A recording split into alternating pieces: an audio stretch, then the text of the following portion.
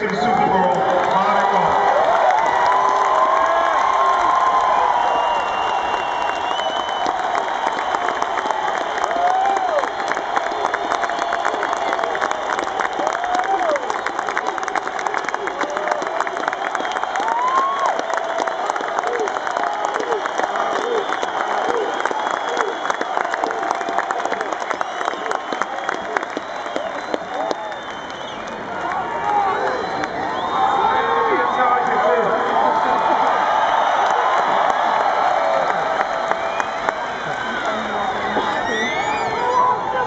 Thank you all for allowing me to share this very special day, celebrating the life of Junior Seau, a very special player, but a very special person as well. Thanks also to the Charger family for what you've done in putting on this tremendous affair tonight. I also want to thank the Seau family for allowing us and allowing me to be here with you tonight.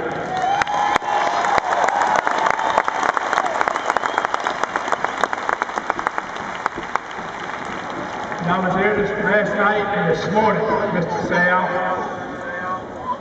and you said you wanted him to be a 49er. Aren't you happy he became a Charger?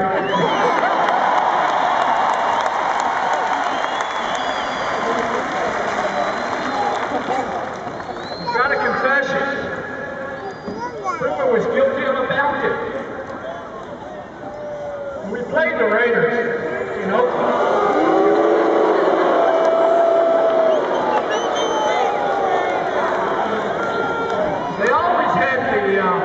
fans very close to the field.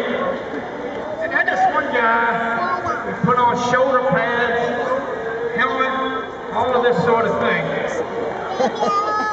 We get into the pregame warm-up, and Stan Humphries is throwing nothing but long balls. I'm saying, Stan, what the hell's going on? Quit throwing those long balls. I said, what caused this? He said, I got to tell you, Coach, Junior told me that if I could hit that guy in the stand, he'd give me $1,000. Many words describe Junior. Passion. You begin with passion.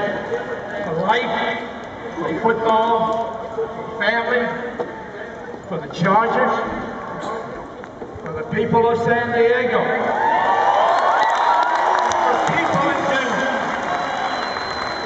Always positive, upbeat, always a smile. I'll never forget that smile. Always, always. He was compassionate. He cared about people. I've always felt that you can judge a man by how he treated children. Junior was an expert at that. I can still see him getting those little guys and wanting those photographs. We got a couple of young juniors sitting right in here in this second row right now. And he pat them on the head, tap them on the head, and he made them feel so comfortable and so at ease right from the very beginning. Junior was a leader. You know, some people are leaders by what they do, others by what they say. Junior was a double whammy. He walked the walk, and he talked the talk.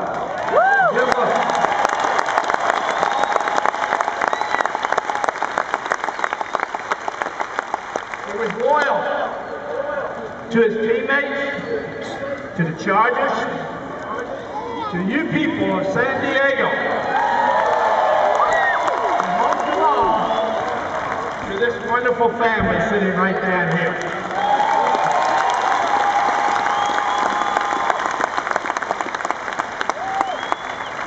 He understood the word commitment. We used to talk about commitment a lot within our program.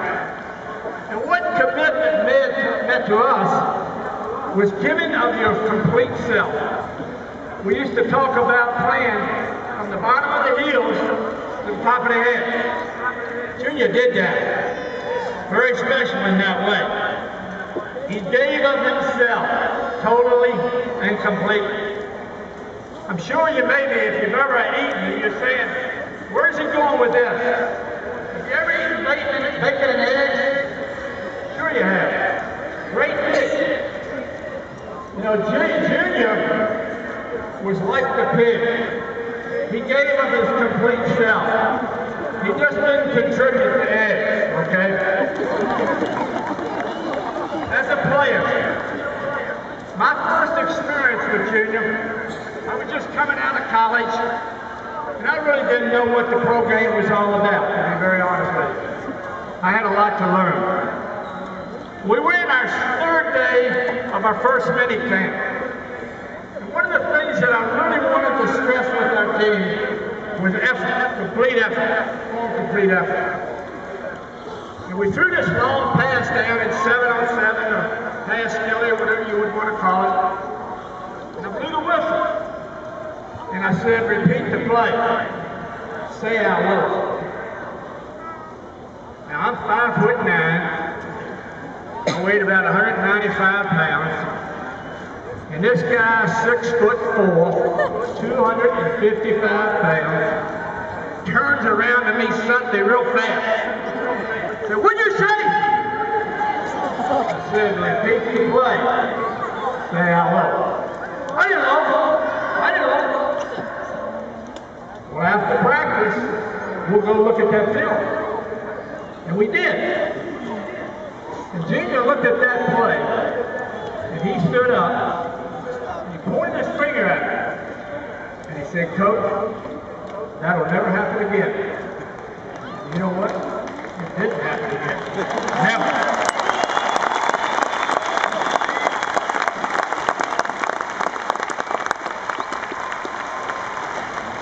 He loved to practice. There aren't many of us that ever like that. But he loved to practice. He had a good time practicing. He used to come out there and feel punts before practice.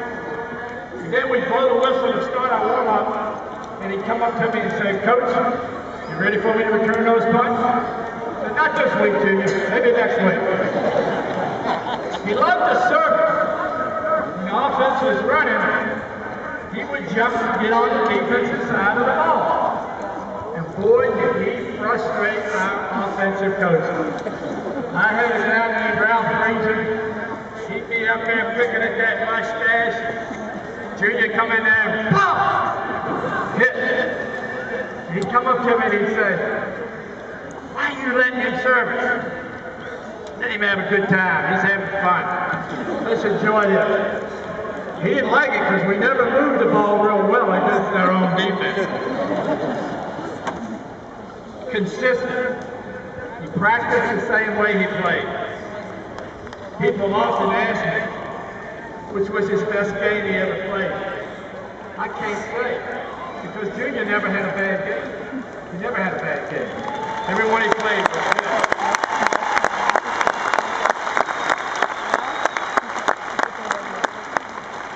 In terms of consistency, we used to have our weigh-ins every Thursday.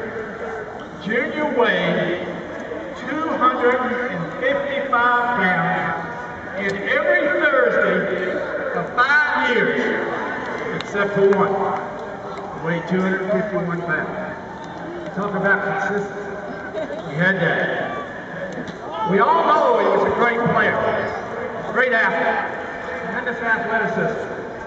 But you know what? I think separates Junior from the rest. There are great linebackers in this league now. There are great defensive linemen. There are great players all over. Junior could have been an all-pro at any position, except possibly for quarterback. I know this. After I left, they tried him at tight end. He could have been an all-pro. And in one particular game, when we played here, Jack, and we were short defensive linemen. And I went up to him and I said, Junior, you're going to have to play defensive end this week. And he came up to me and he said, you want me to start today? And sure enough, he did. That was the kind of player he was.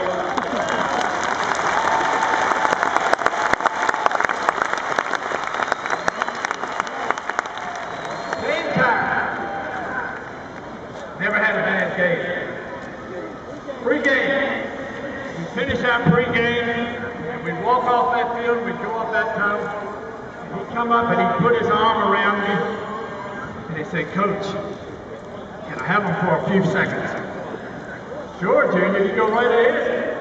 I went into the coach's locker room, got me a Coca-Cola, and drank the Coke. Junior walked up and down that dressing room, and he challenged our players. Challenged them. All I had to do was say, "Let's go." Made it easy for me. Junior as a person, I don't believe there has ever been a player in the National Football League who has played in a city like San Diego, who has done more for that city than what Junior Seau has done for San Diego.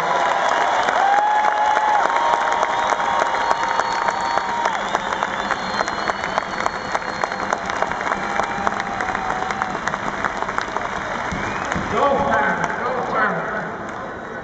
Christmas time. I found out Junior used to take young people around in the Christmas area and shop for them and give them gifts. How many people would do that? Not many. Not many. Post-game, over to his restaurant afterwards. My God, I had to get home and get my feet up. Not Junior. Not Junior. Autographs, camp, game time. We used to have to take him in the back to get to the bus because so many people wanted his autograph. And you know what? He would have stayed there and signed them all. Not just for the fact we had a game coming up. Junior, I'm going to speak to him now. We know now that you are with our Maker. You're up there with our Heavenly Father. We know that. Look out for our guys who have also left. Look out for our guys who have also left. David Griggs, Doug Miller, Rodney Culver and his wife, Chris Mims, Curtis Whitney, Sean Lee, Lewis Bush, and we all remember that great equipment guy we had, Sid Brooks. Let's give them all a big hand.